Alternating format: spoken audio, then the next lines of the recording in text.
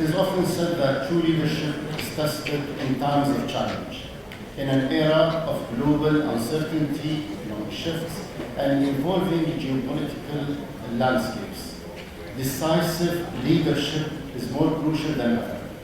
Today's fireside chat, Leadership in Times of Challenge, will delve into how visionary leaders navigate complexity, foster resilience, and drive sustainable progress. I am honored to have this conversation with His Excellency Măsrur Barzani, whose leadership has been instrumental in balancing stability, economic growth, and strategic government administration in Kurdistan. I would like to take this moment as well to commend the leadership of His Excellency Măsrur Barzani in navigating Kurdistan through a complex regional landscape while ensuring both economic growth and security. His vision and strategic government administration has strengthened Kurdistan's resilience, fostering an environment where business can thrive, infrastructure can develop, and opportunities can expand. Moderating this session is actually a huge honor for me, because sometimes many people moderate and they don't know the place that they're referring to. I was privileged and honored to visit Kurdistan and to see what you've done, Your Excellency, to your nation and to your people. If you may allow me, first of all, we'd like to hear from you about your strategic vision for your beloved nation. Well, thank you, Abdullah. Thank you very much. I'm very pleased and honored to be here and to come back to Dubai to the World Government Summit. And it's good to see you again. Of course, you've been instrumental in supporting us and helping us as government and also as on a personal level. So I must extend my thanks to the government of the UAE and also to yourself.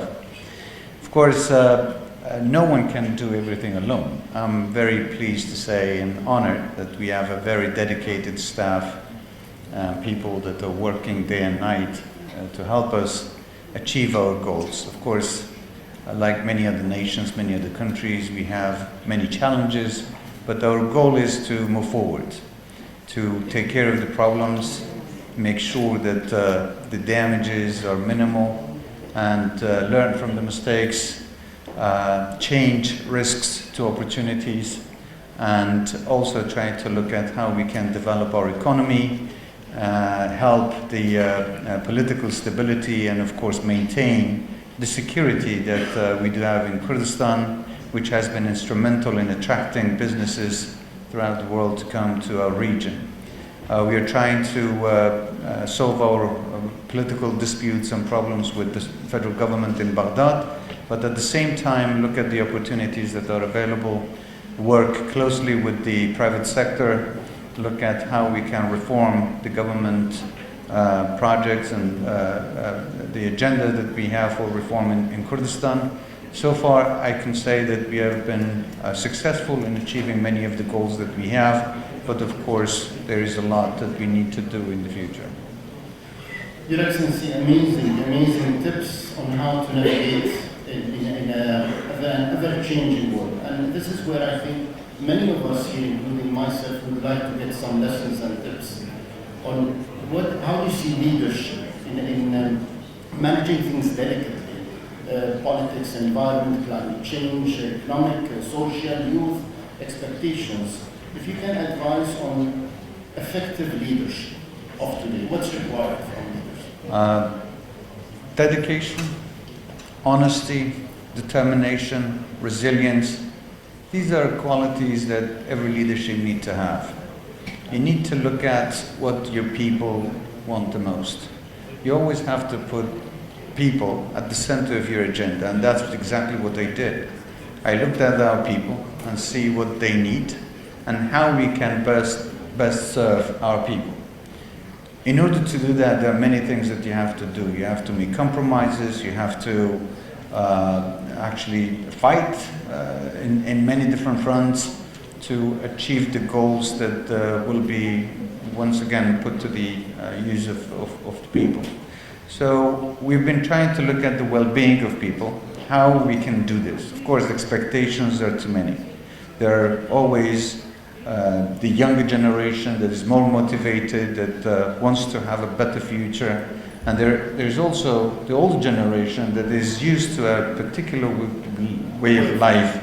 And you need to also accommodate their needs.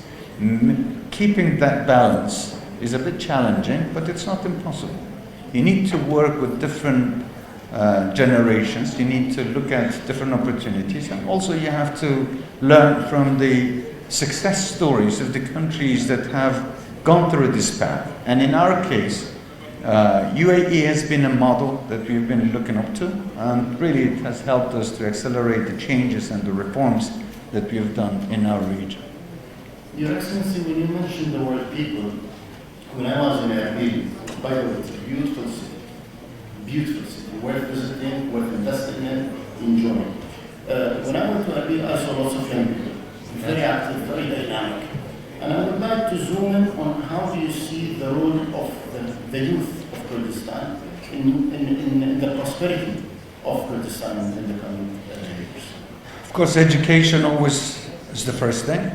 We are trying to build institutions that can provide a world standard education to our youth. I'm proud to say that today we have many different universities, some public, some private. And many of our graduates are now coming back to either the public sector or have their own private businesses. The government has been supportive to help the entrepreneurs and new businesses to form, and we have launched many programs. One of them is Bloom, for instance, that the government is providing loans to those who are interested in doing their own business. I've met with some of the people that have benefited from this program and the government, and as a result, many others are now looking at the success stories of these young entrepreneurs who have expanded their businesses, who have managed to employ many others, and they're looking at this success story and trying to imitate what they've done in their own ways. So the government, in my view, should be a regulator, a facilitator, and not dictate how people want to live their life. Of course, everything has to be within the framework of law, but if the government can help the younger generation to come up with their own way of life, as long as they respect the law and do not cross the lines, I think that would be the best way to motivate the younger generation. And I'm happy to say that we have a very dedicated young generation today in Kurdistan that is willing to take up the challenge and move forward. Beautifully said, Your Excellency. Maybe if we speak about the younger generation and what you're doing for them, the funding, creating this entrepreneurship spirit, I know that you don't forget the large enterprises, the investors from outside. Of course. How do you create this particular diversity within Kurdistan so that you keep an eye on the big guys coming from abroad, enhancing FDI, keeping in mind that you also want to incubate those younger people from within?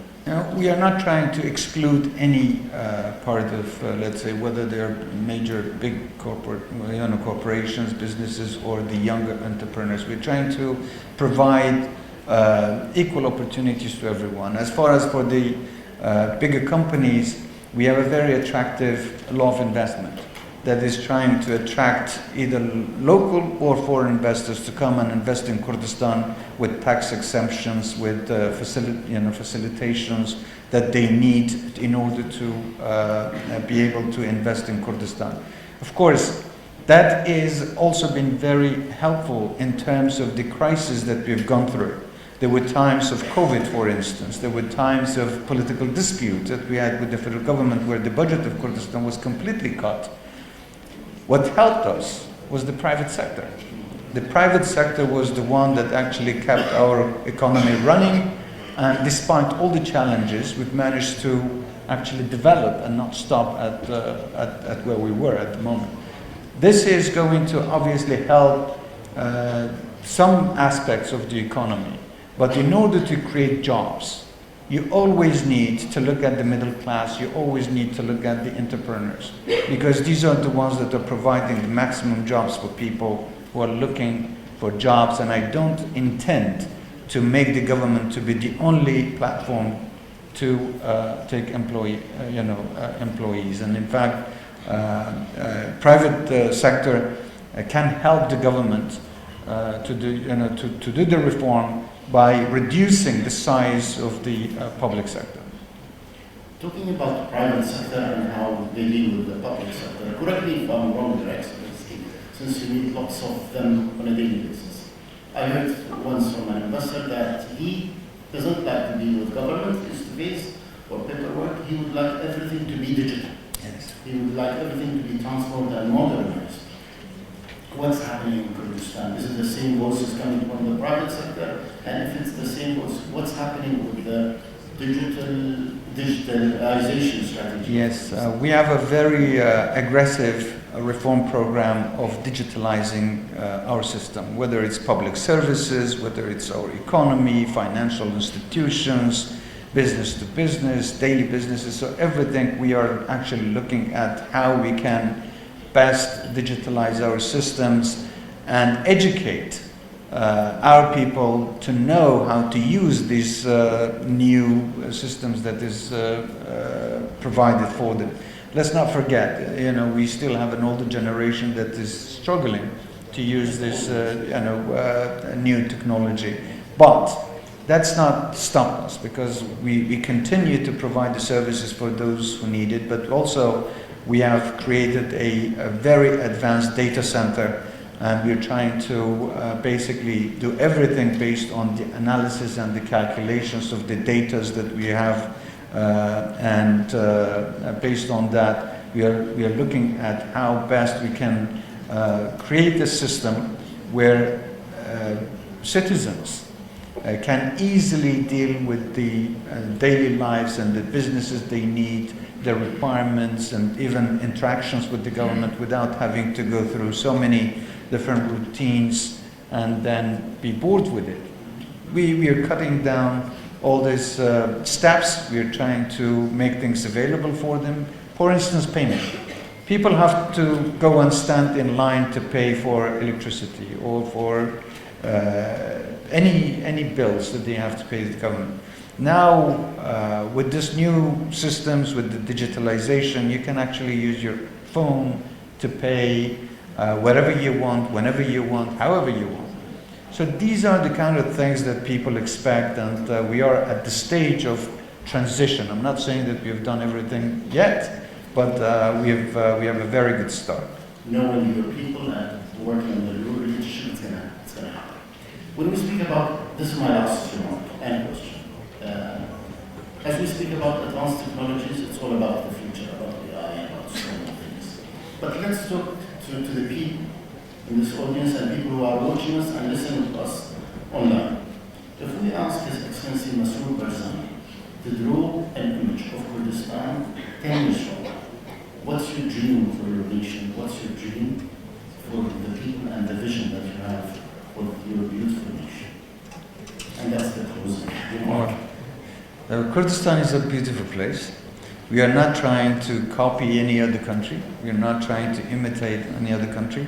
We want to learn from the successes that the successful countries and nations have achieved. Of course, in 10 years' time, I see Kurdistan as a peaceful, prosperous, developed region that can be a beacon of hope for many people in this turbulent area of the Middle East, with a developed economy, sustainable economy, with basically a digital financial banking system, with investments coming from different parts of the world, of course with the diversification policy that we have today, looking at developing different sectors like agriculture, industrialization, tourism, education, health sector. We hope that Kurdistan not only can provide best services to its people and beyond, but it can be a region where I hope people from the rest of the Middle East or the rest of the world can look at Kurdistan as the new destination for development and hope. I'll be the biggest supporter of that particular mission. Your Excellency, every time I listen to you, words of wisdom, words of determination, visionary leadership, honesty, and lessons on how to navigate and manage things in a very delicate way. I wish you and the people of Kurdistan the best. Very honored to moderate the session. I know we have another little rush, hence we have to say goodbye and hopefully we'll see you soon. Well, thank you very much. Thank you very much. It's an honor to be here.